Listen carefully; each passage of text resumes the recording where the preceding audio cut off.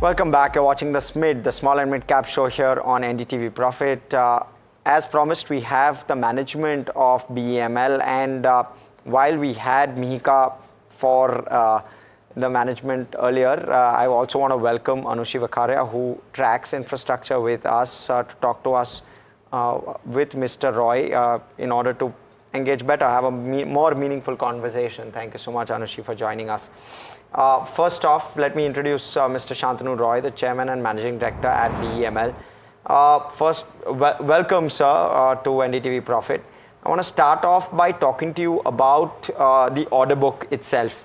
You're currently at sub 12,000 crore, maybe slightly better expected in Q4 as well as in FY24 as a whole in terms of order book. Is there some part of the order book that's been pushed to FY25, and what's that number like? Yes, you're very right. It is subpar 12,000, and it is mainly because of some orders which we were expecting by March 24. They have been pushed back, especially for the rail and metro. Around 3,000 crores of orders have been pushed back. So it will now happen sometime between June to September. So once that happens, definitely whatever has been pushed back, it will be fructified, I believe, in the next quarter for the current financial year.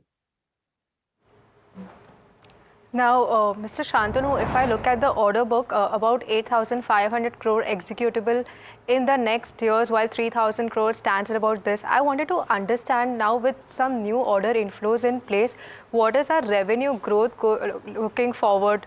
You've maintained doubling the revenue in the next few years. So I just wanted to understand how is that? The guidance on the revenue growth, I'll maintain at 18 to 20% CAGR for 2024-25 and for the coming years as well. So the order inflow that we are expecting, let me first give you a glimpse of the opportunity size that we have for 24-25.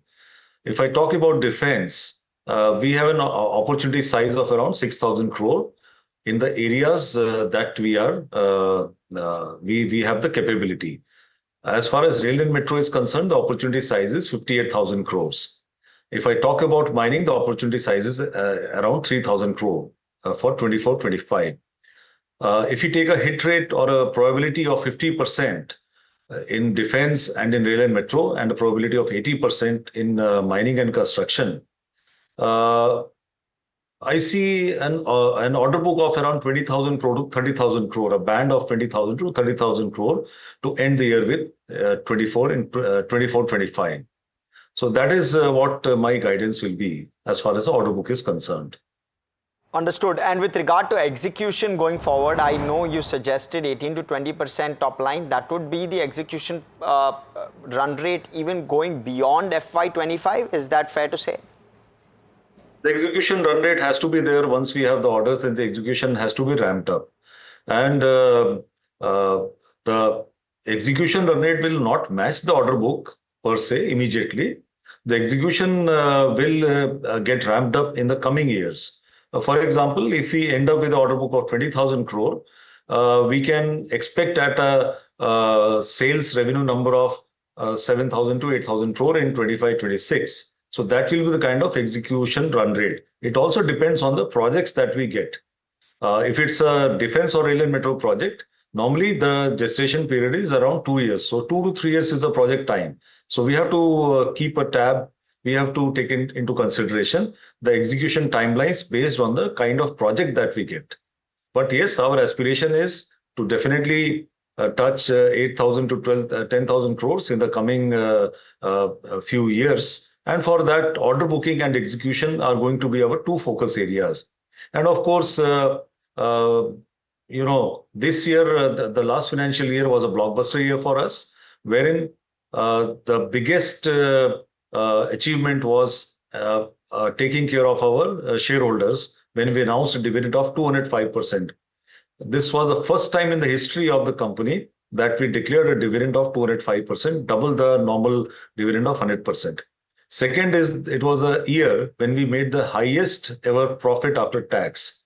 And third is, that was also the year where we undertook the journey of restructuring the company and our diversification efforts we had started. And on 1st of April 2024, we have rolled out 11 strategic business units and 2 micro strategic business units with a major aim of enhancing our top line, increasing the bottom line, and also diversification. Well, Mr. Roy, that's some strong outlook over there. But now I want to address on the margins. Now, if you look at the Q4, a clear standout over here, or 24.5% margins.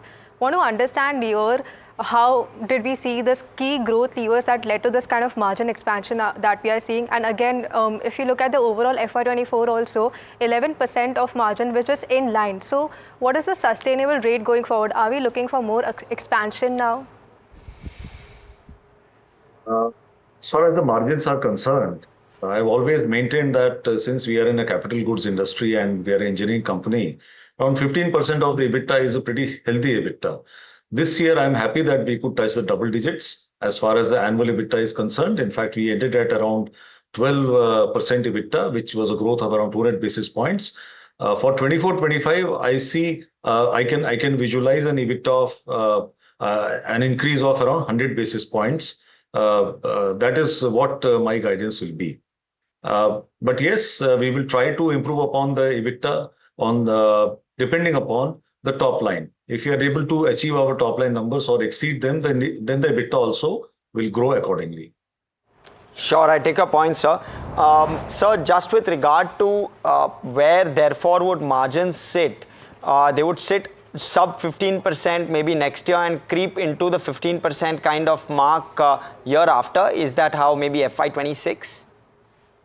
That's what I can envisage as of now. Sure. For 24-25, as I said, 100 BPS should be all right.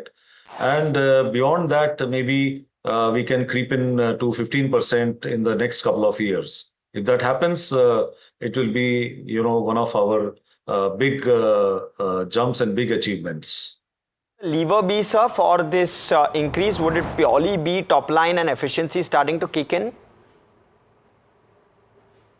The levers are not only the top line and the efficiency. The levers will also be focus on execution. The levers will also be on diversification. The levers are also because of the kind of product mix we are going to come up with. So all these will be the strategic levers that will ensure the top line as well as the bottom line for the company in the years to come.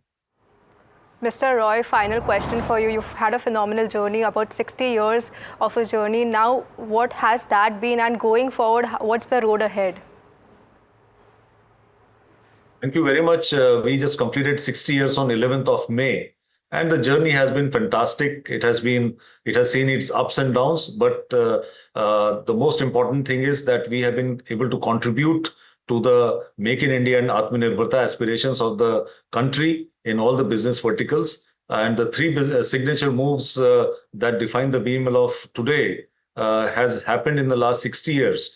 But the future, we are going to have at least 6 to 7 signature moves in the coming 4 to 5 years, which will define the BEML of the coming 20-25 years. That is what I can say at this stage. Thank you so much, Mr. Roy. This one being a multi-bagger over the 12-month period, you have almost tripled your investment if you've invested in this company exactly 12 months back. So a stellar performance continues. Thank you so much, Mr. Roy, for giving us all of that context. Completely out of time on this edition of the SMID Show.